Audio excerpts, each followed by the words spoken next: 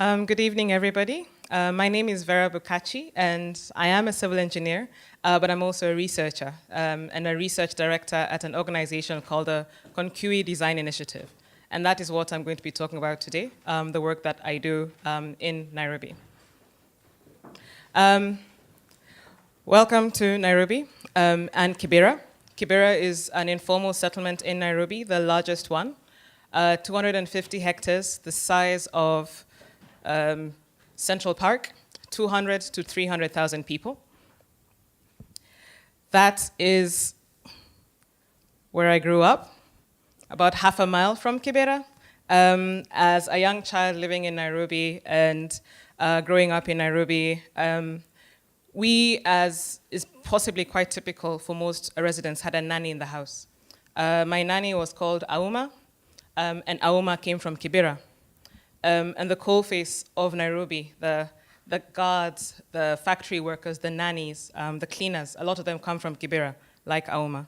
And she took care of me, and my first experience of Kibera, being about 7 or 8 years old, was actually being taken by Auma to her home. And walking into Kibera from a very green, leafy suburb into Kibera where there was lack of sanitation, really bad access to clean and potable water. There was a lot of mud at the time, so you had to kind of walk with your gumboots. So there was a lot of challenges that even I, as a 7 or 8-year-old, remember. I went to high school here, again, right next to Kibera. And I knew I wanted to be an engineer because I liked to fix things. I liked maths, I liked physics. But I also knew that in a school that I was in, which was a middle-class school for Nairobi, we still had water problems, we still had sanitation problems. We were a school that grew too big for itself, therefore, you had to learn how not to go to the toilet in the daytime if there was no water. Because if there was no water, you don't want to be sharing 10 toilets amongst 800 girls. So you had to learn how to do that. And I say that because of the privilege I had compared to people who were living in Kibera. I could say sometimes I have that situation, but for someone else, that is all the time they have that situation. And I worked there, the Kounkuey Design Initiative, around the corner from Kibera. And after I went to study civil engineering, lived in London, worked for a few companies there, I knew I wanted to come back and work in the water and sanitation space in Kibera. This is the kind of spaces that we work in. We, as residents of Nairobi, may not always see this. And this is the kind of spaces we work in, and we convert spaces like this, waste spaces in informal settlements like Kibera, into spaces like these, which can be used by residents, and they're called productive public spaces. They serve physical, social, and economic benefits. We work alongside communities and residents to design these spaces. KDI, my organization, has been working for 12 years and has done not 1, not 2, not 3, not 4. We've got to the point where we now have up to 11 productive public spaces we've been designing with residents in informal settlements. Now, if you lived in a place like Kibera, and you talk about informal settlements and the densities that you have, you can imagine that the type of spaces that, if you talk about vacant space, there will be waste spaces, spaces that even a resident of Kibera doesn't want to live in, may not want to use. They have issues of flooding, issues of absolute pollution, solid waste disposal. So those are the kind of spaces that we've been converting. And our work got us to realize just how many of these spaces are along the rivers. And going back to the story about Auma, and actually in the secondary school that I was in, the girls I was with were from leafy suburbs, but also from Kibera. You'd get to learn what life was in Kibera for these women and for the girls. And I'll just highlight a few things.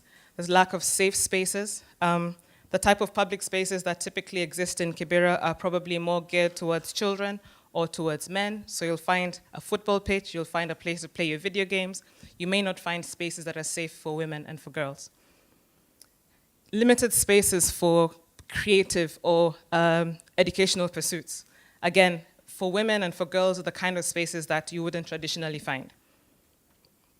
Safe sanitation. I don't know if you've heard about a flying toilet, but it's essentially if you cannot actually access a proper toilet and you're a woman and in the evening you need to go to the toilet, you're either going to walk down a dark alley in a very unsafe space or find a bag, do your thing, and throw it somewhere over a wall. And you find that that's the kind of thing that is happening because there's lack of access to safe sanitation for so many women and girls in Kibera. Then we have found in our work, so the research we've been doing with residents and with communities is finding that single women households are more likely to be in climate risk vulnerable areas because they're cheaper. And you'll find single women are going to be living in these more vulnerable places. They're more prone to flood risk, they're more prone to facing other risks like disease. They're the ones who have to take care of their children when they contract cholera or diarrhea, as so many under 5 children do. And there's a lot of, we've been able to find a relationship between gender-based violence and environmental risk. So the data we have looked and we have found is for residents living along the rivers, as you can see in some of our maps here, we'll speak about violence going higher during environmental risk areas, especially when you have flooding. So what have we done as the Kounkuey Design Initiative to work with women? One, the way in which we engage with residents. These projects are not our projects, they're owned by communities and community groups, and we ask for requests for proposals from community groups, but we ensure that the community groups have got a gender aspect in the proposal. So we ask them, what are you going to do about women and girls in your work? And a big reason for this is because if you're working with groups in Kibera, and the ones we've been working with, very few of them are women-led. So you have to ensure that you've put that on the table. We ensure that women are part of the conversation. So we'll have them speaking in focus groups, but more than that, ensuring that you've got even young mothers involved in the conversations when we're talking about participatory design, making sure that they are right at the front there alongside everybody else and being able to participate in that process. We design for girls, we design with girls. And the way in which KDI works is a participatory approach. So we don't always know what's going to come out on the other side, but we want to have these conversations with people to ensure that these types of spaces are considering the women and girls. We also talk about upskilling. The typical type of work that we do, and we're building productive public spaces, they will comprise some aspects of construction. You want to make sure that the skilled workers are not only men, which might be typical in most construction sites. And so we've been working with women who've been doing a lot of specific work, especially work like carpentry. And in this particular school, they were building the doors and they were building the windows.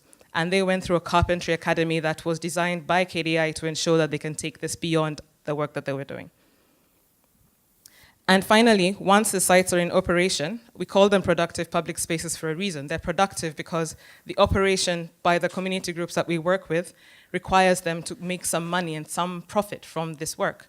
So in terms of what women might do, in terms of operations, they have communal laundry spaces, which also serve as meeting spaces. They also would be looking at space for education and training, which is fundamental for women. Sanitation businesses, which are designed alongside women so that they know how to be able to run them and have them accommodate women. Savings and loaning groups, income generating businesses, community organizations, all sorts of types of businesses which they can run. So we talk about working at the edges. And for women like Auma, or for some of my classmates who lived in Kibera, they were living at the edges. And how do we talk about women's activities and environmental risk and scaling impact without having women at the table? So we talk about unsafe, polluted, dangerous for children and girls spaces before. We think we're working at the edges, and we hope that working alongside these groups, we're able to promote clean water and sanitation, safe and affordable laundry areas, gathering and meeting places, safe play spaces for women and their children. So this was a topic that I had proposed about whether or not women in Kibera can be climate warriors. And the climate warrior is not necessarily girls like Greta who are going to be going and doing work on the street. It will also be women like these in Kibera who are running their businesses. And we do that in very important ways by building opportunities for women, by building friendships amongst women in the work that they do, by building independence among the women because they're better able to take care of themselves if they're independent. And because of the areas that we work in, we hope that we're helping women to build the climate resilience not just for them, but for their community. Thank you.